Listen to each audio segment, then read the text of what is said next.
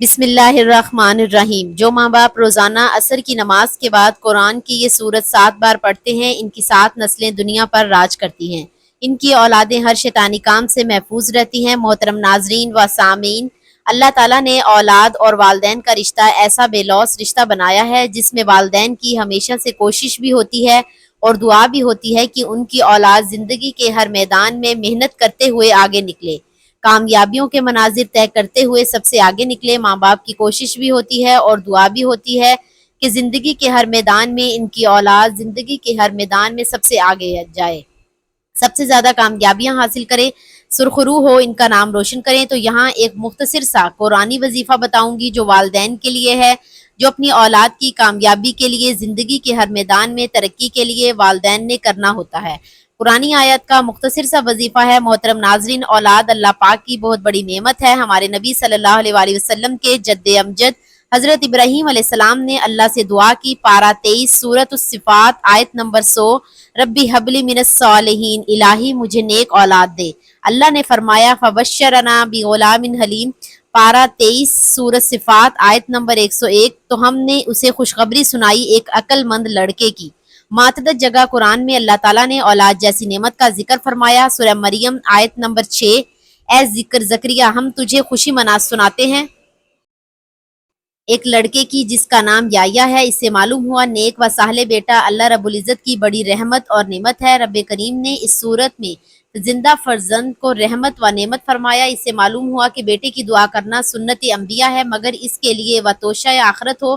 ہاں، بیٹی پیدا ہونے کا غم کرنا کفار کا طریقہ ہے۔ مفسرین علماء فقہ کرام فرماتے ہیں یوں تو سبھی نعمتیں اعلیٰ ہیں، پر ایمان کی دولت و اولاد کی نعمت تمام نعمتوں میں اعلیٰ نعمت ہے۔ نعمتوں کے بارے میں فرمان الہی ہے، پارہ 13 رکوع 16 سورہ ابراہیم آیت نمبر 33، اور تمہیں بہت کچھ منہ مانگا دیا، اور اگر اللہ کی نعمتیں گنو تو شمار نہ کر سکو گے، بے شک آدمی بڑا ظالم ناشکرا ہے۔ ناظرین، اولاد اللہ رب العزت کی بہت بڑی نعمت ہے۔ اگر اولاد نہ ہو تو گھر اندھیرا اور سونا معلوم ہوتا ہے۔ اولاد عطا کرنے کا اختیار اللہ رب العزت کے سوا کسی کو نہیں۔ وہ جسے چاہتا ہے بیٹا دیتا ہے، جسے چاہتا ہے بیٹی دیتا ہے، اور جس کو چاہتا ہے بیٹا اور بیٹی دونوں عطا کرتا ہے۔ کسی عورت کو بانجھ کر دیتا ہے اور کسی مرد میں یہ صلاحیت نہیں فرماتا کہ وہ بیٹا پیدا کرے۔ پارہ 25 رکوع 5 سورۃ شورى آیت نمبر 48۔ اللہ ہی کے لیے ہے زمین و آسمان کی سلطنت، پیدا کرتا جو چاہے جسے بیٹا عطا فرمائے اور جسے چاہے بیٹیاں عطا فرمائے یا دونوں ملا دے، بیٹے اور بیٹیاں، اور جسے چاہے بانجھ کر دے، بے شک وہ علم اور قدرت والا ہے۔ حقیقی شہنشاہ وہی ہے، وہ جسے چاہے حکومت بخشے، جسے چاہے بادشاہوں کو ظاہری بادشاہی بخشے اور اولیاء اللہ کو باطنی سلطنت عطا فرمائی۔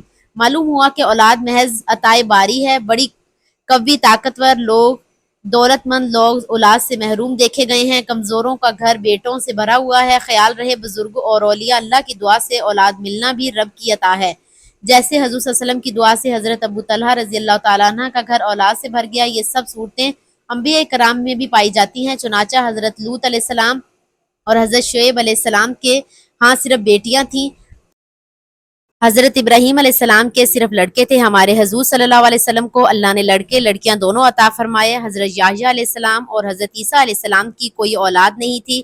حضرت آدم علیہ السلام کو صرف مٹی سے پیدا کیا، جن کے نہ باپ ہیں نہ ماں۔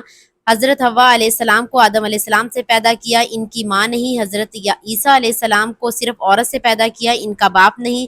جب اولاد کی نعمت اور وسائل رزق کی فراہمی، صحت اور عافیت کی نعمتیں مل جائیں تو انسان تکبر اور غرور کا اظہار کرنے لگتا ہے اور اللہ کی نعمتوں کا ناشکرا بن جاتا ہے۔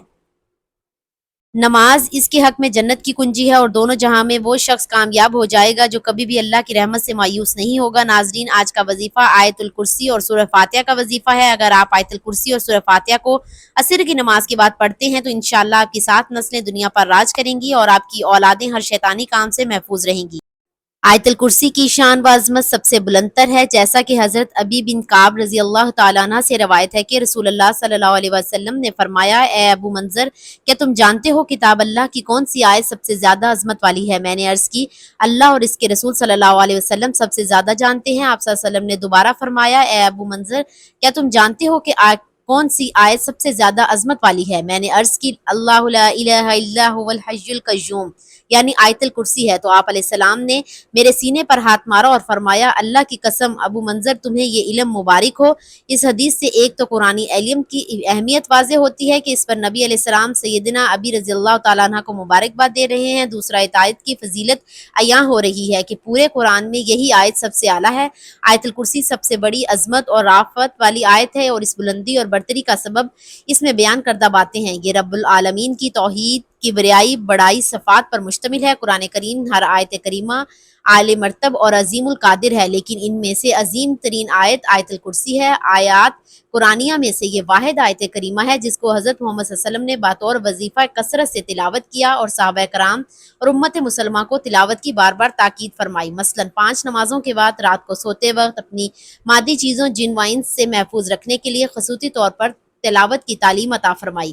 اس لیے ہر مسلمان کو چاہیے کہ وہ اس کو بطور وظیفہ اپنانے کی مقدر اور بھرپور کوشش کرے۔ اس آیت کو فیض یاب اور برکات کو سمیٹنے کا اہتمام کرے اور نبی کریم صلی اللہ علیہ وسلم کی متعدد احادیث سے ثابت ہے کہ آیت الکرسی قرآن کریم کی عظیم ترین آیت ہے، اسی لیے کہ اس میں ذات باری تعالیٰ کی توحید، اس کی عظمت اور اس کی صفات کا بیان ہے۔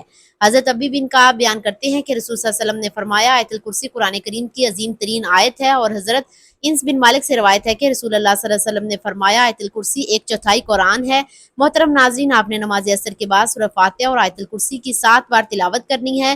نماز عصر ادا کرنے کے بعد آپ نے وہیں جائے نماز پر بیٹھے ہوئے سب سے پہلے حضور پاک صلی اللہ علیہ وآلہ وسلم کی ذات اقدس پر درود پاک کا نذرانہ پیش کرنا ہے، اور درود پاک آپ کوئی سا بھی پڑھ سکتے ہیں۔ ایک بار ثواب کی نیت سے میرے ساتھ بھی پڑھ لیں۔ اللہم صلی علی محمد وعلی آل محمد کما صلیت علی ابراہیم وعلی آل ابراہیم انک حمید مجید۔ اللہم بارک علی محمد وعلی آل محمد کما بارکت علی ابراہیم وعلی آل ابراہیم انک حمید مجید۔ درود پاک پڑھنے کے بعد آپ نے 7 مرتبہ آیت الکرسی پڑھنی ہے، اور اس کے بعد 7 مرتبہ ہی سورہ فاتحہ پڑھنی ہے۔ ناظرین، آیت الکرسی اور سورہ فاتحہ 7 مرتبہ پڑھنے کے بعد آپ نے دوبارہ درود پاک پڑھنا ہے، اور درود پاک پڑھ کر آپ نے اللہ تعالیٰ سے دعا مانگنی ہے۔ انشاءاللہ اس عمل کی برکت سے آپ کا سارا دن خیر و عافیت سے گزرے گا۔ اللہ تعالیٰ کی رحمتیں اور برکتیں آپ پر نازل ہوں گی۔ آپ ہر طرح کی پریشانی اور بیماری سے دور رہیں گے، اور یہ عمل کرنے سے آپ سارا دن اللہ تعالیٰ کی حفاظت میں رہیں گے اور اللہ تعالیٰ کے پسندیدہ بندوں میں شمار ہوں گے۔ میری اللہ تعالیٰ سے دعا ہے کہ اللہ تعالیٰ میرا سنانا اور آپ کا سننا اپنی پاک بارگاہ الہی میں قبول و منظور فرمائے۔ اللہ تعالیٰ ہم سب کی جائز حاجات کو پورا کرنے اور مشکلات کو حل کرے، ہم سب کے رزق میں فراوانی عطا فرمائے، آمین ثم آمین۔ ناظرین، گزارش ہے کہ اللہ تعالیٰ کے 99 ناموں میں سے کوئی ایک نام لکھ کر کمنٹس میں ضرور شیئر کریں۔ اللہ تعالیٰ ہم سب کا حامی و ناصر ہو، آمین۔ جزاک اللہ خیر۔